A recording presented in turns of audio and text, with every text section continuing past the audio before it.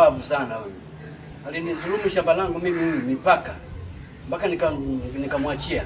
Simpendi kama nini yule. Lakini wewe muache tu.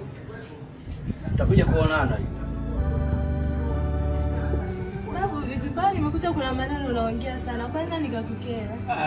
Kuna mzee mmoja hivi ameniingilia mpaka wangu. Amenikera sana yule bwana. Jamani. Lakini babu, Mungu ametupa roho ya nini? Roho ya msamaha. Unaonaje msamehe huyo mtu ili uwe na roho ya wepesi?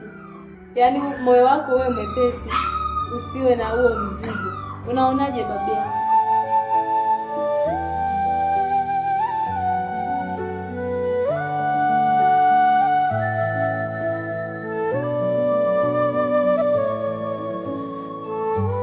Lakini babu, nataka nikupe zoezi moja sawa? Ndio. Babu yangu.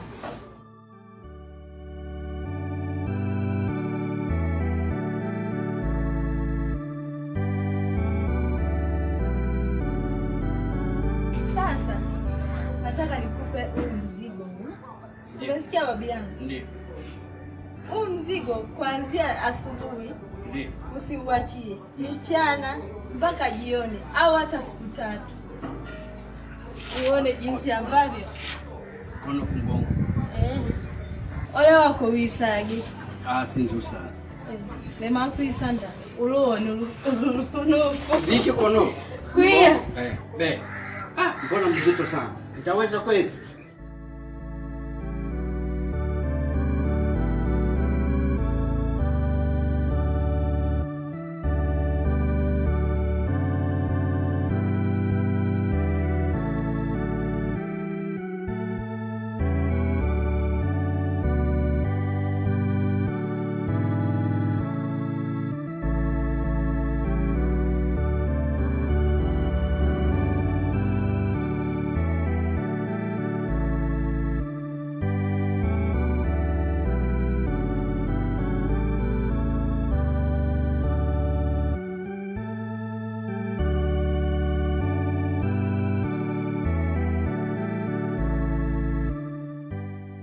Huyo mzigo mzigo amenibebesha na maana gani lakini?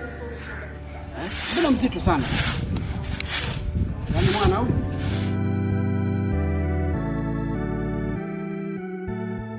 Lakini mzigo wangu una maana gani kunibebesha mzigo kama huu hapa?